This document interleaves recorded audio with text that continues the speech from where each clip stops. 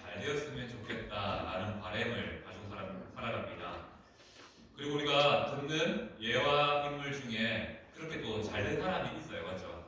예수님 믿고도 세상에서도 잘 된 사람이 있습니다. 그 중에 한 명이 록펠러죠.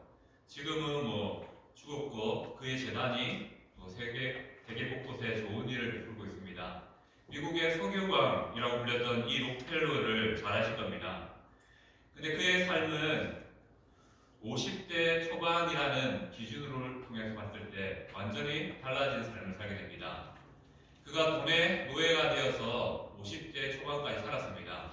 물론 그는 신앙이라는 이름으로 살았습니다. 그런데 그가 얼마나 많은 것들에 있어서 돈의 노예가 되었는지 그와 관련된 수많은 사건 사고가 있습니다. 이 사건 사고가 좋은 일이면 좋겠는데요, 나쁜 일입니다. 돈을 벌려고 애쓰면서 발생한 수많은 나쁜 일들이 있었습니다. 그 중에 하나는 또 미국 사회에서 아주 유명한 살인 사건이 있습니다. 근데 그 배우가 록펠러다라는 그런 말들이 있습니다. 그만큼 이 사람이 돈의 노예가 되어서 돈 벌려고 노력했습니다. 특별히 석유를 통해서 돈을 많이 벌었지만 그는 결국 이렇게 살다가 50대 초반이 되면서 각종 질병에 시달리게 됩니다. 근무력증, 탈모증, 불면증, 또 위궤양 등으로 그가 이제 음식을 섭취하지 못할 정도로 심신이 쇠약함을 경험하게 됩니다. 그의 인생을 봤을 때 이렇게 돈 많은 사람이 이렇게 말라갈 수 있는가? 정말 걱정이 될 만큼 쇠약해가는 그의 모습을 보게 됩니다. 그렇게 죽음의 문턱에 이르자 록펠러가 자신의 삶을 돌아보면서 내가 가진 돈이 무슨 의미가 있냐? 라는 생각을 하게 됩니다. 그리고 그때 하나님이 주시는 한 구절의 말씀이 그의 삶에 들리게 됩니다. 바로 누가복음 6장 38절 말씀입니다. 주라 그리하면 너희에게 줄 것이요 곧 부의되어 누르고 흔들어 넘치도록 하여 너희에게 아껴 주리라 라는 말씀을 자신에게 주신 하나님의 말씀으로 받게 됩니다. 그때부터 그의 삶이 완전히 바뀌게 됩니다. 그의 돈 버는 목적이 자신을 위한 것이었는데 이제는 나누기 위한, 섬기기 위한 그런 삶으로 바뀌게 됩니다. 그래서 역사상 이만큼 록펠러만큼 많은 돈을 기부한 사람이 없다라고 할 만큼 그는 큰 부도 가졌고 큰 나눔도 가졌습니다. 그렇게 나눔을 가졌지만 그의 소유는 결코 줄지 않았고 그리고 나눔을 시작하고 12개월, 1년이 지나자 그의 쇠약한 육신이 다시 회복되었다고 합니다. 그리고 그는 98세라는 나이까지 살게 되는 은혜도 있게 되었습니다. 이 말씀을 드리는 이유는 기복을 말하고 싶은 것이 아니라 심리학자들도 연구를 통해서 실제로 말하는 게 있습니다. 나누어주는 사람이, 나누어주면서 살아가는 사람이, 섬기며 살아가는 사람이 일반인보다 더 장수한다, 건강하다라고 말합니다. 한 예로 주 4회 운동하는 사람과 한 주에 한 번씩 봉사활동을 하는 사람을 비교했을 때 봉사활동을 하는 사람이 더 건강하게 오래 산다라는 그런 통계도 가지고 있습니다. 캘리포니아 대학교에서는 2,000명을 대상으로 실시한 결과에 의하면 2가지 이상의 봉사활동을 하는 사람이 그렇지 않은 사람에 비해서 더 오래 살 확률이 63% 높다라고 그렇게 통계를 낸 적도 있습니다. 이만큼 구제, 나눔의 삶, 성경에서 말하는 예수 그리스도께서 우리에게 원하시는 삶은 누군가에게도 도움이 되는 행위지만 결국 나를 살리는 행위가 된다는 것이죠. 성경은 구제를 남을 돕는 일이라고 말합니다. 하지만 더불어 내가 살아날 수 있는 방법이 구제라고 말하고 있습니다. 우리가 교회에서 남들 모르게 섬기는 것들, 남들 모르게 베푸는 것들이 결국 나를 살리는 행위가 된다는 것을 우리가 이러한 일들을 통해서 생각해 볼 수 있습니다. 자, 오늘 본문은 우리에게 은밀하게 하라라는 제목을 통해서 말씀하고 있습니다. 자, 이 자리에 앉아 계신 성도님들은 은밀하게 하는 일들이 무엇입니까? 보통 은밀하다는 것 자체가 비밀스럽고 남에게 안 보인다는 것이기 때문에 좋은 일을 은밀하게 하는 사람들은 잘 없습니다. 대부분은 은밀하다라는 것을 때 나쁜 일들, 제약된 일들, 하나님이 싫어하는 일들을 우리는 은밀하게 행하게 되죠. 도둑이 대놓고 내가 저거 훔쳐갈 것이다 라고 말하고 훔쳐가는 사람 없습니다. 아무도 모르게 슬쩍 와서 들고 가게 된다는 것이죠. 그리고 우리도 이 자리에 앉아 계신 분은 그런 건 없지만 한 번쯤 옛날에 경험해보지 않았습니까? 쓰레기 버릴 때 일단 주위를 둘러보죠. 누가 보지 않는가. 그래도 쓰레기를 던져버리면 그만큼 우리가 죄를 짓는 일에 있어서는 남들의 시선에 민감하고 또 은밀한 것을 통해서 죄를 지을 때가 참 많다는 것입니다. 하지만 오늘 본문에서 은밀하게 하라는 것은 죄를 부끄럽게 여겨라라는 것은 아닙니다. 성도가 은밀히 해야 될 세 가지의 일이 있다라고 말씀하고 있습니다. 우리가 오늘 읽었던 마태복음 6장 말씀의 핵심은 우리가 잘 아는 주기도문입니다. 주기도문입니다. 그런데 주기도문을 앞뒤 전후로 해서 예수님께서 성도들에게 세 가지의 은밀히 행해야 될 일들에 대해서 말씀하고 있습니다.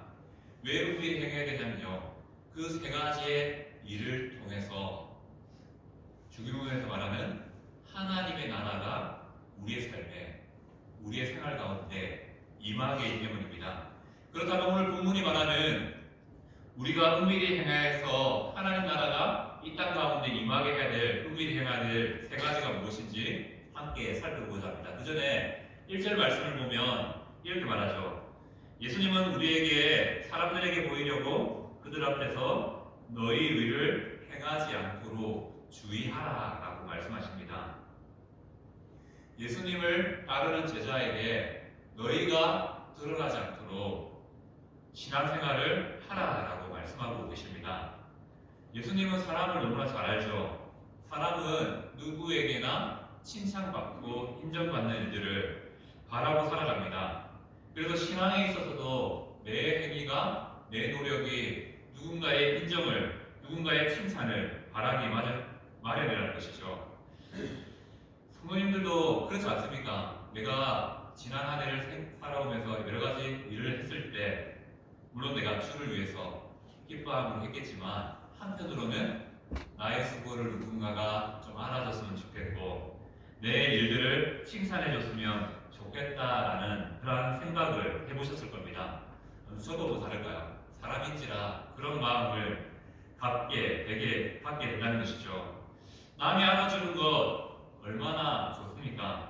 하지만 오늘 본문의 예수님은 신앙은 남에게 보이는 것이 아니라 남에게 인정받는 것이 신앙생활이 아니라 신앙생활은 은밀함이 필요하다라고 말합니다. 이유는 무엇입니까? 1절 후반절 말씀에 보면 이렇게 말하죠. 그리하지 아니하면 하늘에 계신 너희 아버지께 상을 받지 못한다라고 말씀하고 있습니다. 결국 우리가 이 세상에서 칭찬받고 남의 인정을 받는 것은 하늘의 상을 포기하는 일이라고 말씀하고 있습니다. 이 하늘의 상급이 무엇일까 좀 고민해봤습니다. 고민해봤는데 제가 생각했을 때는 하늘에서 하느님이 주시는 위로와 칭찬일 수도 있겠고요. 또 생각해보니까 이게 하늘 위로일 수 있겠다, 하늘 상급일 수 있겠다라는 생각이 들었습니다. 우리의 삶이 주를 위해서 수고하고 살고 죽음으로 마무리됩니다. 오늘 서두에 말씀드렸던 것처럼 록펠러라는 인생도 주를 위해 살다가 결국 죽게 되었죠. 하늘 상급이 이게 아닐까 생각합니다. 지나간 그의 행적을 사람들에게 말함을 통하여서 그의 행적이 하나님 나라를 신앙을 위한 도구가 되는 것, 그것이 우리의 인생의 하늘 상급이 아닐까. 우리가 이제 이렇게 열심히 각자의 자리에서 살다가 생을 다하면 아무도 알아주지 않지만 그 생애 때문에 누군가 예수님을 알게 되고 그 생애 때문에 누군가가 다시 한 번 더 예수님께로 나오는 것, 그것이 하나님께서 우리에게 원하시는 하늘 상급이 아닐까라고 이거는 제 개인적으로 한번 생각해봤습니다. 하지만 분명히 오늘 말씀은 은밀히 행하는 자에게 하늘 상급으로 하나님께서 갚아주신다라고 말씀하고 있지요. 결국 이것이요. 내가 감추어지면요. 뭐가 드러날까요? 하나님의 나라가, 하나님의 뜻이 드러나게 된다는 것입니다.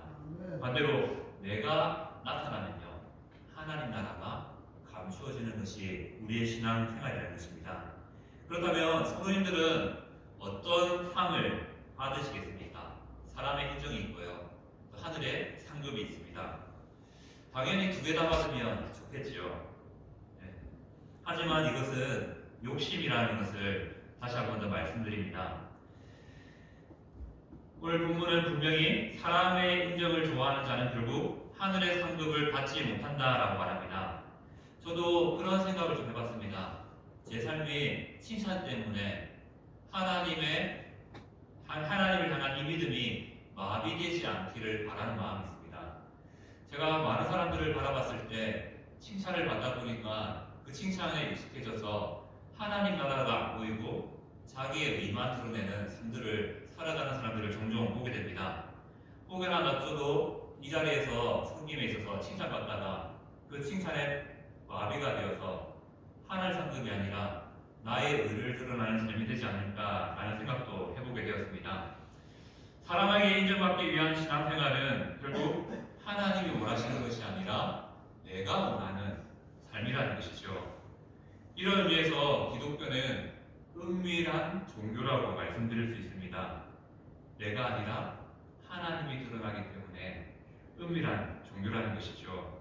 결국 우리는 죽어서 혹시 예수님의 재림이 있음을 통하여서 예수님 앞에 섰을 때 이 하늘 상급이 무엇인지 알게 될 것이고요. 받게 될 것입니다.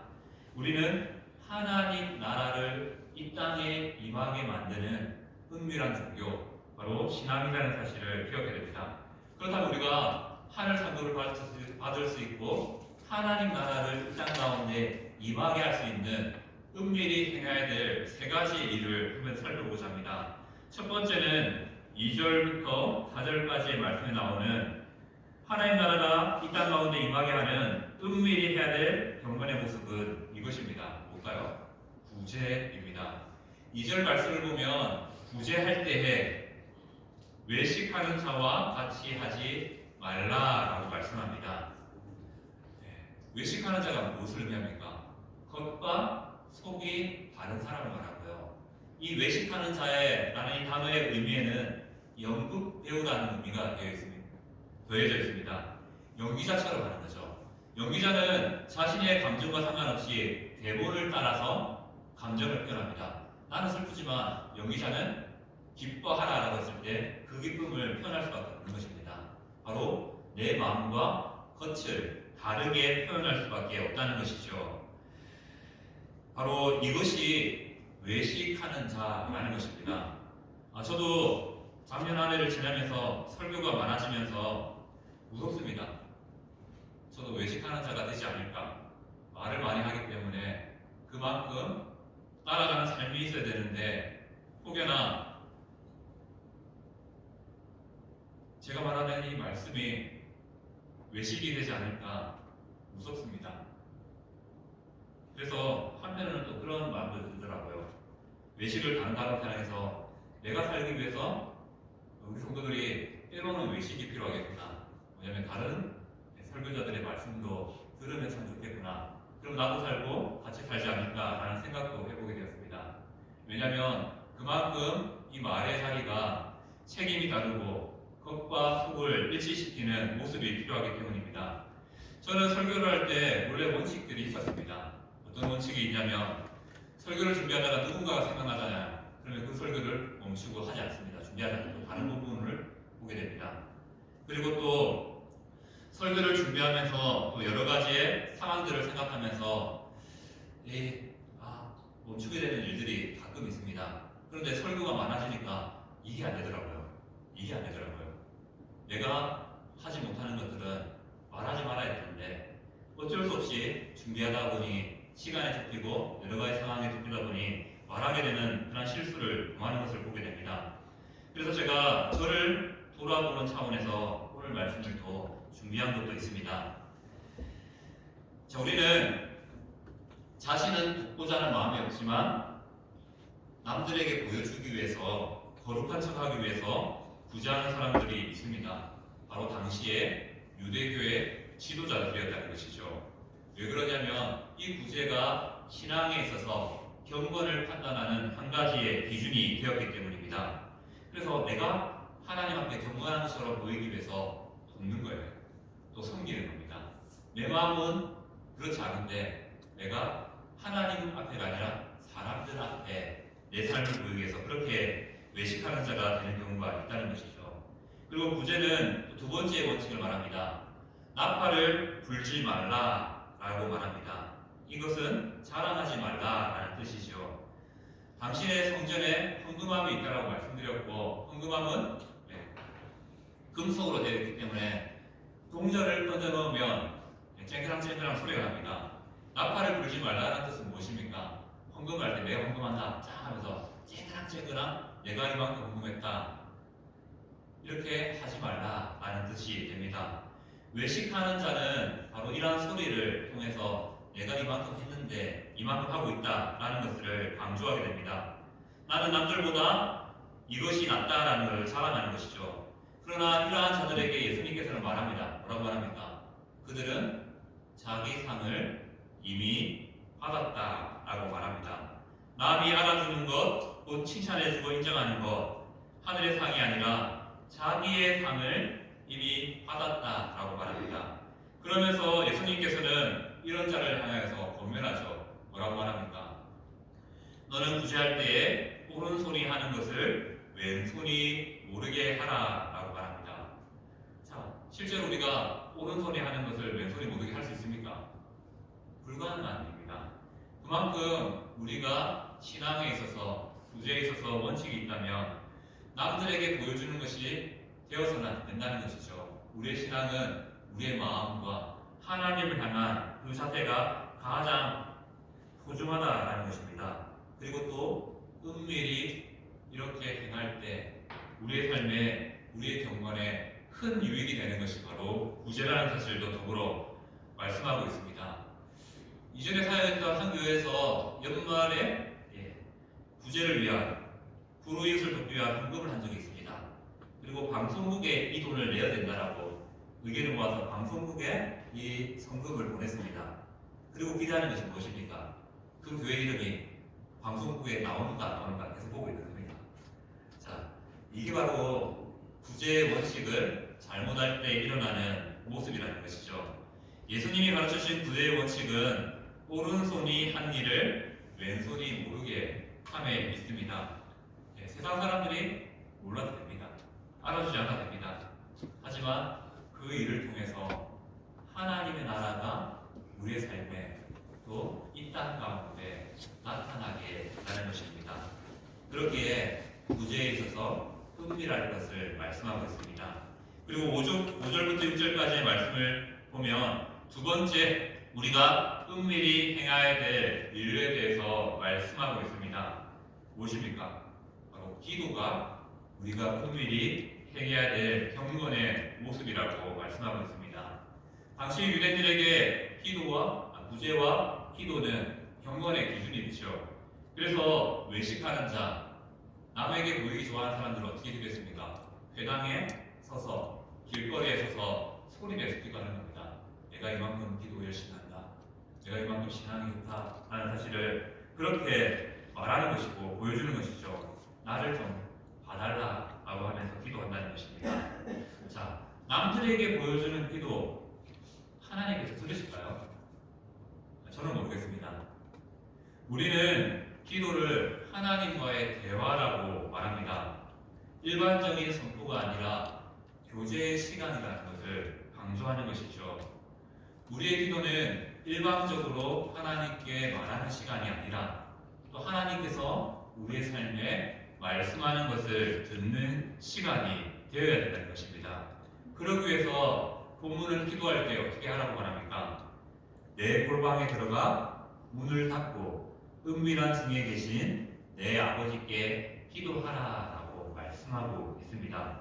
기도를 은밀히 하라라는 것이죠. 그러면 또 우리가 또 이렇게 생각해 보죠. 기도는 은밀히 해야 되니까 교회 예배 때 대표 기도는 안 하는 게 좋겠네. 그건 아니죠. 당연히 아닙니다. 여기서 말하는 은밀히 하라라는 것의 의미는 무엇입니까? 기도가 나의 신앙을 자랑하는 도구가 되어서는 안 된다는 것이죠. 대표 기도는 온갖 아름다운 말로 꾸며진 기도가 아니라 나의 진심을 담은 기도가 되어야 된다는 것입니다.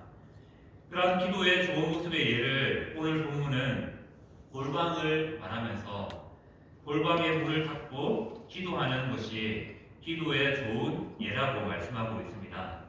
골방에 문을 닫고 기도하라는 말씀은 무엇입니까? 바로 하나님께 집중하기 위한 이런 환경을 만들어 놓으라는 것이죠.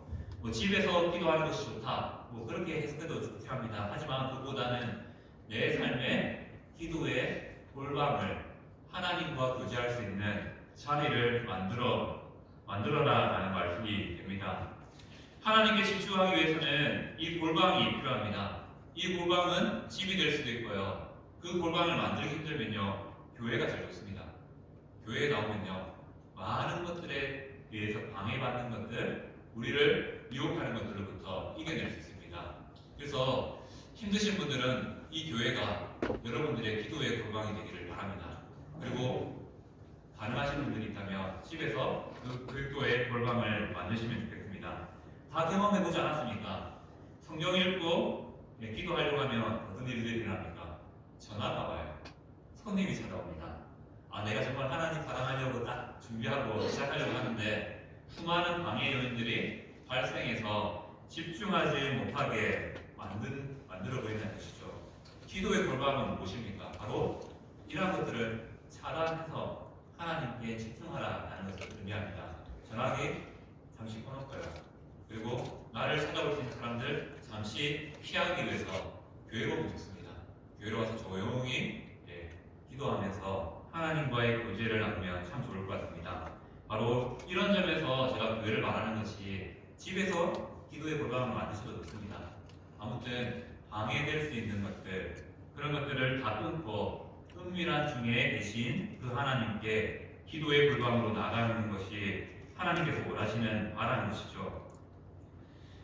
충분한 기도의 시간을 갖기 위해서 방해되는 모든 것들을 끊어보는 것, 그것도 바로 하나님께서 우리에게 원하시는 은밀한 중에 기도하라라는 그러한 말씀의 교훈에 담겨진 의미입니다. 나의 기도가 누구에게 보여지는 의가 아니라 나의 기도가 하나님을 구하고 하나님을 만나는 수단이 되어야 된다는 것이죠.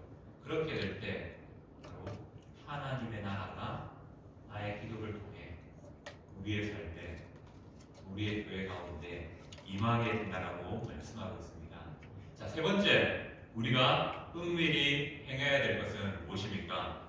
18절 말씀을 보면 금식에 대해서 말씀하고 있습니다. 18절 말씀은 금식할 때 외식하는 자처럼 하지 말라라고 말씀하고 있습니다. 자, 성도는 금식해야 될까요? 하지 말아야 될까요? 이렇게 말하면 안 해도 됩니다라고 말하지만 금식은 신앙에 분명히 유익이 있는 행위가 됩니다. 성경에 나오는 금식은 항상 따르는 게 있죠. 뭡니까? 기도가 함께 따릅니다. 우리가 하나님께 더 집중하기 위해서, 간절히 구하기 위해서 금식의 방법을 통해서 우리가 하나님을 찾는 것들이 필요하다는 것이죠. 내 삶에 풀리지 않는 문제 앞에 또는 하나님의 깊은 은혜를 받기 위해서 금식하는 것이 신앙에 유익이 있다는 겁니다. 이렇게 구제, 기도, 금식은 유대인들에게 경건의 기준이 되는 표징이 됩니다. 그래서 많은 사람들이 이 세 가지를 보여줌을 통해서 나는 신앙이 좋다라는 것을 보여주기 원했다는 것이죠. 우리 주위에도 가끔 이러한 분들을 보게 됩니다. 무엇입니까? 이런 것도 자랑하시는 분들이 가끔 있더라고요. 내가 40일 금식 기도를 몇 번 했다. 그리고 내가 성경책을 몇 번 썼다. 몇 번 읽었다. 물론 자랑할 수 있는 부분이긴 합니다. 하지만 말씀의 원리를 따라 보면요, 그렇게 말하는 순간 칭찬받고 하늘 상급은 모르겠습니다. 그렇게 된다는 것을 오늘 본문은 우리에게 말씀하고 있습니다. 왜 하나님께서는 이 경건의 세 가지의 모습을 은밀한 중에 하라라고 말씀했습니까? 내가 드러나면요, 나의 나라가 임하게 됩니다. 하지만 내가 감춰지면요, 하나님의 나라가 임하게 된다는 것이죠. 그렇기 때문에 오늘 본문은 이 세 가지의 원칙을 말하면서 말씀하시죠. 은밀한 중에 행하라. 그러면 은밀한 중에 계신 아버지께서 갚아 주신다라고 말씀하고 있습니다. 구제도, 기도도, 금식도 하나님께서 친히 은밀한 중에 행할 때 갚아 주신다라고 말씀하고 있는 것이죠. 말씀을 다시 한번 더 정리하고 이 시간을 마치고자 합니다. 자, 오늘 말씀은요, 우리에게 은밀히 행해야 될 세 가지의 일들을 말씀하고 있습니다. 다르게 말하면 우리의 신앙은 어떻게 보면 사람에게 보이기 쉽다라는 것을 말씀하고 있고, 그리고 우리가 자칫하면 우리의 신앙의 방향이 하나님이 아니라 시선이 될 수 있다는 것을, 남들의 시선이 될 수 있다는 것을 말씀하고 있습니다. 하지만 하나님께서는, 예수님께서는 은밀히 행하라라는 것들을 통해서 말씀하는 것은 이겁니다. 우리의 신앙은 하나님과의 관계가 중요하다는 겁니다. 사람과의 인정도 어느 정도는 필요하겠지만 그것보다 하나님과의 관계를 맺기 위해서는 우리의 삶에 이러한 은밀히 행하는 그러한 신앙이 필요하다는 것이죠. 자칫하면 외식하는 자가 되어서 연기하는 자가 될 수 있다는 것입니다. 교회 가운데 연기하는 분들 많이 봤습니다. 왜요? 자리가 할 수밖에 없거든요. 해야 되거든요. 그래서 마음은 너무 힘든데 억지로 하는 겁니다. 억지로 하니 내 의는 드러날지 모르겠지만 하나님은 언제간데 없이 사라지는 그런 모습을 종종 발견하게 됩니다. 그렇기에 오늘 본문은 경건은 하나님이 아시는 은밀한 영역에서 행하시는 게 맞다라고 말씀하고 있습니다. 그리고 중요한 것은 그 은밀한 중에 행하는 것을 하나님은 기억하시고 갚아 주신다라고 말씀하고 있습니다. 자, 구제, 성경은 말하죠. 구제하는 자에게 하나님은 넘치도록 부어주신다는 말씀을 성경에서는 여러 차례 말씀하고 있습니다. 그렇게 구제하는 자는요, 부로 하늘 상급으로 우리의 삶에 응답받게 되어 있습니다. 그리고 기도하는 자는 응답으로 하늘 상급을 받게 됩니다. 그리고 금식하는 자 역시 기도의 응답과 하늘의 상급으로 보상받게 된다라고 말씀하고 있습니다. 하나님 앞에 경건을 위해서 구제와 기도와 금식에 도전해 보시길 바랍니다. 자, 앞서 말씀드렸던 것처럼 우리의 경건이 우리의 삶에 무슨 유익이 있냐라고 할지 모르겠습니다. 아마 그런 분들은 없겠지만 분명한 것은 앞서 오펠로의 예처럼 구제하는 자에게 하나님께서는 우리의 육신을 회복시켜 주시는 은혜도 더하여 주신다는 것이죠. 내가 주를 위해서 섬겨나가는 것, 내가 주를 위해서 수고하는 것, 내가 희생하고 끝나는 것 같지만 아니라는 겁니다. 우리의 육신이 건강해질 수 있고요, 우리의 정신이 맑아질 수 있고요, 우리의 믿음이 성장할 수 있는 귀한 도구가 있다라고 말씀하고 있습니다. 물론 그런 것들을 바라면서 신앙생활하는 것은 아니겠지만 우리가 이렇게 하나님을 사랑하는 곳으로 나아갈 때 하나님께서는 갚아주시는데 하늘 상급으로 갚아주시고요, 우리의 삶에 필요를 채우심으로 갚아주신다는 것을 기억하시기 바랍니다. 그래서 누군가에게 보이기 위해서 아니라 정말 하나님을 사랑하기 위해서 도전해 보시고요, 그 사랑을 갚아주시는 은혜가 올 한해 성도님들의 삶 가운데 값진 은혜로 나타나기를 축복합니다. 아멘.